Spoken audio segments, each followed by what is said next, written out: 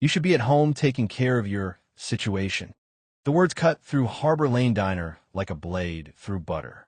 27-year-old Elena Ruiz stood frozen, her pregnant belly visible beneath her apron, her tray trembling in her hands as the man in the tailored navy suit looked at her with pure disgust.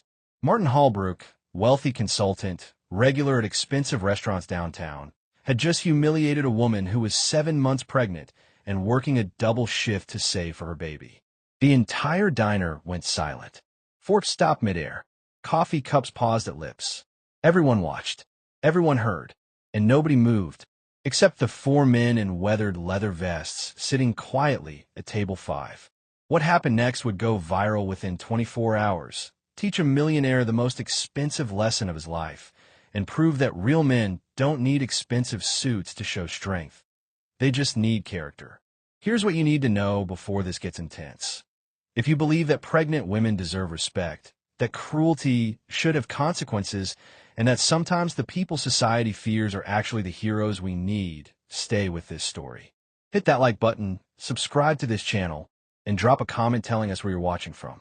Because what happens in the next 7 minutes will restore your faith that good people still stand up when it matters most. The woman who worked through pain. Elena Ruiz had been on her feet for 6 hours straight. Her lower back ached in that specific way that only 7 months pregnant women understand. Her ankles were swollen, pushing against the laces of her worn sneakers, the only pair comfortable enough to make it through a shift. Her maternity uniform was clean but faded, the apron tied high above her belly, adjusted 3 times that morning to accommodate the growth that seemed to happen overnight.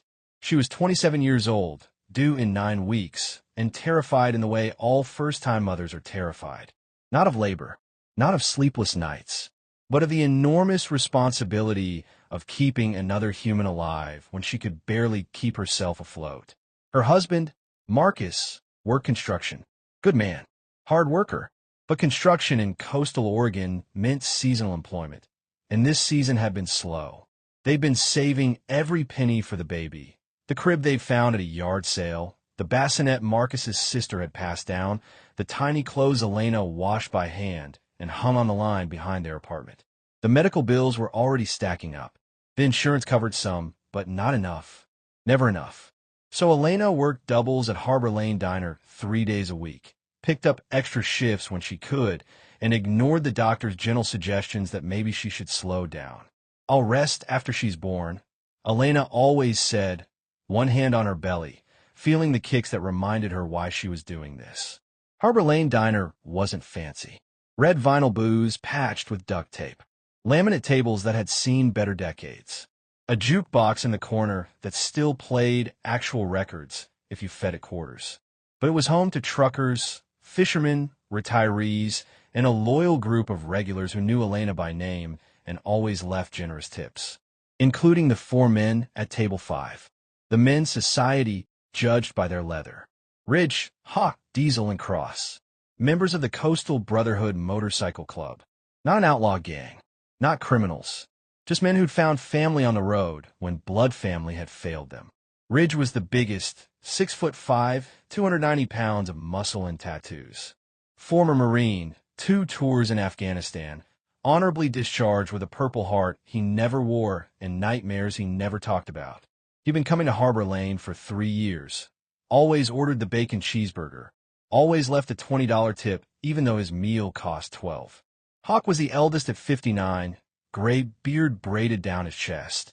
Eyes that had seen too much but somehow stayed kind. He'd been a firefighter for 30 years before a back injury forced early retirement. Now he volunteered at the Veterans Center and led the club's charity rides for children's hospitals. Diesel was the mechanic, covered in oil stains that never quite washed out, hands scarred from years of working on engines. He'd grown up in foster care, aged out at 18 with nothing but a backpack and anger. The club had given him purpose, given him brothers, given him a reason to be better than his childhood suggested he'd become. Cross was the quiet one, former school teacher who'd lost his job during budget cuts, lost his wife to cancer 2 years later, lost himself for a while after that. He rarely spoke, but when he did, people listened. He carried a worn copy of Marcus Aurelius in his vest pocket and believed that character was built in small moments, not grand gestures. They'd been coming to Harbor Lane every Tuesday for lunch since the diner opened its doors to them 3 years ago. Back then, other customers had complained, had asked to be seated away from those bikers, had whispered about danger and drugs and violence. Elena had been their server that first day. She'd approached their table with the same warm smile she gave everyone, taken their order without judgment, refilled their coffee without being asked, and treated them like the human beings they were. They never forgot that. So when they heard what Martin Holbrook said to her, when they saw her face crumble, when they watched her try to hold back tears while this man in his expensive suit mocked her pregnancy, like it was a moral failing, something inside all four of them shifted into a gear society rarely sees from men like them. Have you ever been judged for how you look? Ever had someone assume the worst about you because of your clothes, your accent, your job? Drop a comment saying, "I've been there," if you understand what Elena felt in that moment. And keep watching, because what these bikers do next is exactly what should happen when cruelty meets consequence. The insult that stopped the diner.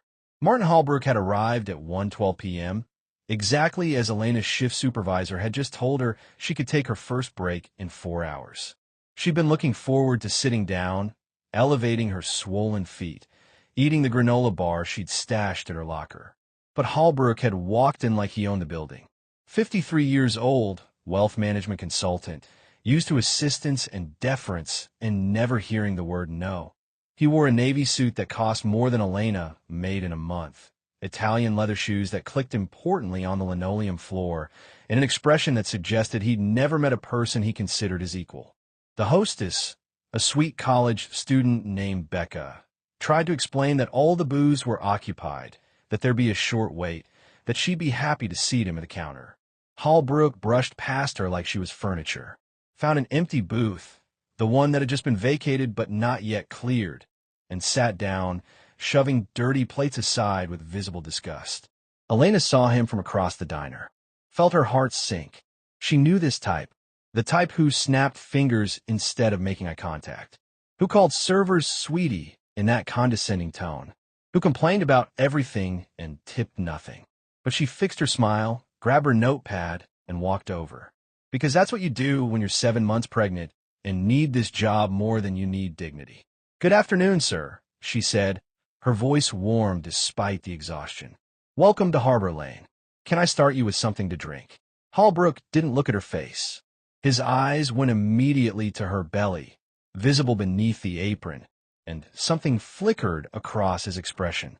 Not concern, not kindness, disgust. "Seriously?" He said it loud enough that nearby tables turned. "They let people like you work here?" Elena blinked, not understanding at first. "I'm sorry, sir. You." He gestured at her stomach like it was offensive. "Pregnant, waddling around. You should be at home taking care of your situation, not serving food to people trying to have a pleasant meal." The diner went silent. Conversations stopped mid-sentence. Forks hovered. The cook in the back, Luis, appeared in the kitchen window, his face darkening. Elena's cheeks flushed hot. Her hands started shaking. "Sir, I'm just here to take your order." "Don't talk back," Holbrook interrupted, his voice sharp. "You're slow. You're distracted. And frankly, you look unprofessional. Is this a charity or a restaurant?" She wanted to run, wanted to disappear, wanted to melt into the floor and never come back. But she had $52 in her bank account and a baby coming in 9 weeks and Marcus's worried face every time he looked at their bills. So she stayed, voice trembling but trying. "I apologize if I've offended you. What would you like to order?" Holbrook leaned back, arms crossed, enjoying his power. Why would any man let his wife get like that and still go out in public? If you can't afford to stay home during pregnancy, maybe you shouldn't be having kids. The words landed like physical blows. Elena felt tears forming, felt her throat closing, felt the weight of every struggle, every sacrifice, every fear about whether she was good enough, strong enough, ready enough, all crystallizing in this man's cruel assessment of her worth. She opened her mouth, but no sound came out. And that's when she heard the scrape of chairs behind her. When leather meets cruelty, The four men at table 5 had been eating quietly. Hawk had been telling a story about his grandson's Little League game. Diesel was halfway through his burger. Cross was reading between bites. Ridge had been flagging Elena down to order another coffee. They'd heard everything. At first, Ridge's hand had tightened on his fork. Hawk's jaw had clenched. Diesel had stopped chewing. Cross had closed his book with deliberate slowness. They tried to stay out of it. Try to believe someone else would intervene. The manager, another customer, anyone.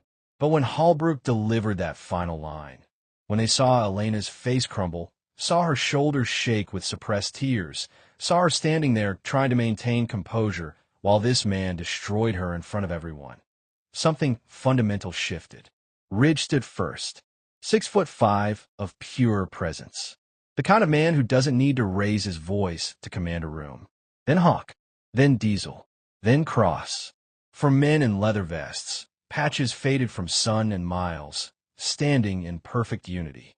They didn't rush, didn't shout, just walked across the diner with measured steps that made Holbrook's smirk falter. Elena stepped back instinctively, startled. Ridge looked at her first, not at Holbrook. His voice was gentle. "You okay, sweetheart?"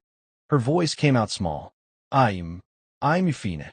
"No, she's not," Holbrook interrupted, recovering his arrogance. "Unless you gentlemen want to take her home with you. Maybe she's more your type." He smirked, waiting for them to explode, waiting for violence that would prove everything society believed about men like them. But they didn't explode. This is the moment that defines real strength. Not the kind that throws punches, but the kind that speaks truth without raising a voice. If you believe that real men protect the vulnerable, keep watching. And share this video with someone who needs to remember what true masculinity looks like. Ridge leaned down, close enough that only Holbrook could hear him. His voice was quiet, deadly quiet. "That woman is carrying a child while working a double shift to provide for her family. She shows more strength walking on swollen feet than you have in your entire life. And you," Ridge paused, his blue eyes cold, "you're going to apologize. Right now." Holbrook swallowed hard. Up close, Ridge wasn't just big. He was calm. The kind of calm that comes from men who've seen real violence and chose to walk away from it. The kind that's actually more terrifying than rage. "I don't." Hawk stepped forward then, his voice measured but firm. "You have two choices. Apologize to this lady with genuine respect, or leave. We'll give you 10 seconds to decide." "This is ridiculous," Holbrook sputtered, but his voice had lost its edge. "You can't just." Diesel pulled out his wallet, counted out $200 in 20s and 50s, set it on the table directly in front of Holbrook. "For Elena," Diesel said clearly, "for dealing with trash today." The entire diner watched. Customers at every table. Becca at the hostess stand. Luis in the kitchen. The manager emerging from his office, assessing the situation. Holbrook's face flushed red, not with anger, with humiliation. The kind of humiliation that comes from being exposed as small in front of an audience. The manager, Tom, 58 years old, who'd been running Harbor Lane for 23 years, walked directly to Holbrook's booth. "Sir," Tom said, his voice cold as January, "you need to leave. Now. I'm a paying customer." "No, you're not. Because I'm not serving you. And you're not welcome back." Holbrook looked around the diner, searching for allies. Found only faces turned away in disgust. Only customers shaking their heads. Only judgment reflecting back at him. He stood up, muttering curses under his breath. Ridge and his brothers stepped aside, not to let him pass easily, but to require him to walk around them, not through them. A subtle power play that made the point perfectly clear. Holbrook walked, head down, ego shattered. The door didn't even slam behind him, just closed with a pathetic click. After the storm, only then did the four bikers turn back to Elena. She was crying now, openly, hands covering her face. "You didn't deserve a second of that," Ridge said gently. Hawk nodded. "You're doing great. Your baby's lucky to have a mother like you." Cross, who rarely spoke, reached into his vest pocket, pulled out something small, wrapped in soft cloth. He placed it in Elena's trembling hand. It was a tiny carved wooden angel, no bigger than her thumb, smooth from years of being carried. My sister gave me that when my wife was pregnant, Cross said, his voice rough with emotion. Said it protects mothers who work too hard. I think you need it more than I do now. Elena couldn't speak, could only nod as tears streamed down her face. Not tears of humiliation anymore. Tears of gratitude, of being seen, of being protected when she felt most vulnerable. The diner erupted in applause. Every customer, every server, Louise banging a spoon against a pot in the kitchen. Ridge picked up the $200 Diesel had left and handed it to Elena. This is yours. No arguments. I can't. Yes, you can. Buy something nice for your baby. Take a day off. Get those feet elevated. You've earned it. 2 months later, the story went viral, of course. A customer had recorded the entire confrontation on her phone, posted it online with the caption, "Real men don't wear suits. They wear leather and protect pregnant women." Within 48 hours, it had 12 million views. News outlets picked it up. Morning shows invited Elena and the bikers on as guests. The Coastal Brotherhood MC received thousands of messages from people thanking them for showing what strength actually looks like. But the real story happened back at Harbor Lane Diner. When Elena went into labor 9 weeks later, Ridge, Hawk, Diesel, and Cross were at the hospital within an hour. Sat in the waiting room all night. We're among the first to meet baby Sophia, Elena Ruiz. They brought gifts. A hand-carved crib that Diesel had built in his garage. A college fund that the entire motorcycle club had contributed to. And a leather vest. Tiny, baby-sized, with a patch that read, "Protected by the Brotherhood." For when she's old enough, Hawk said, his eyes wet. Marcus, Elena's husband, shook each of their hands. "I'll never be able to repay you." "You already did," Ridge said.